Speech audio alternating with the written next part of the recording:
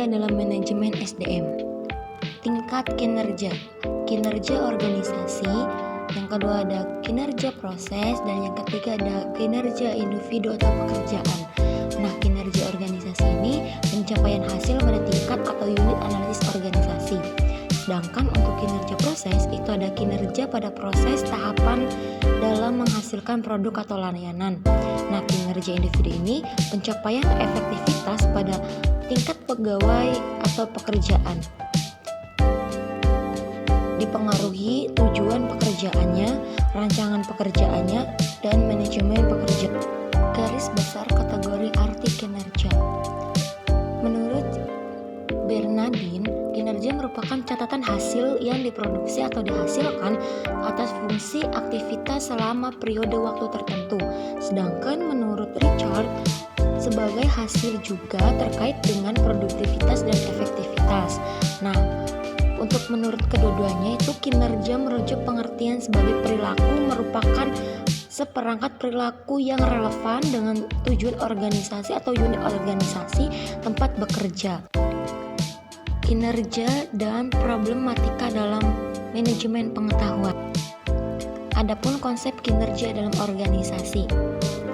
Menurut The Scriber dalam Kamus Batam English 1979 yang dikemukakan oleh Prawi Rosentono 1999 berasal dari kata kinerja atau performance.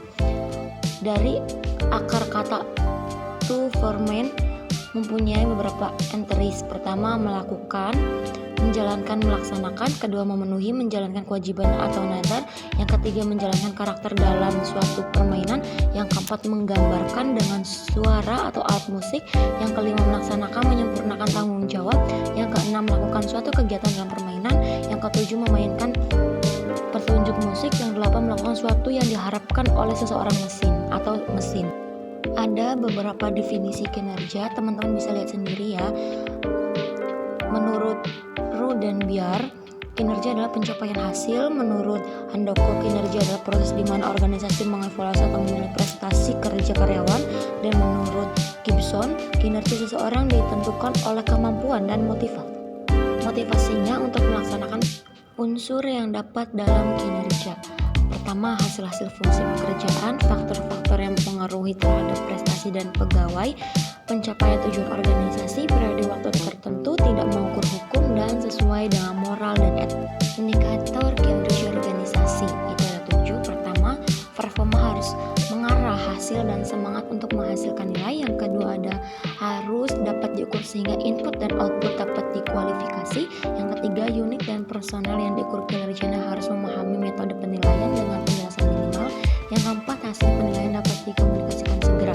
Yang kelima, ada ketersediaan mekanisme menggabungkan hasil penilaian kinerja dengan feedback dan learning. Dan yang keenam itu terhubung objektif dengan kebijakan intensif dan kebijakan pegawai. Dan yang ketujuh adalah bersifat kesinambungan antar orientasi keberanian jangka pendek.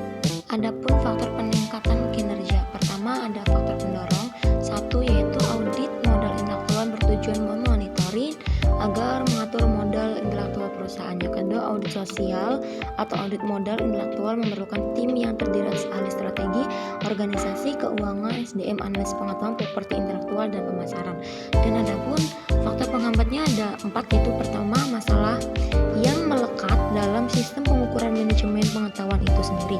Sulit mengidentifikasi hubungan langsung antara intensif manajemen pengetahuan dan informasi perusahaan. Yang ketiga, manajemen biasanya meminta indikator kasat mata. Yang keempat itu semakin beragam dan kompleks stakeholder. Hai, terima kasih ya sudah menyimak, sudah belajar bareng di video kali ini.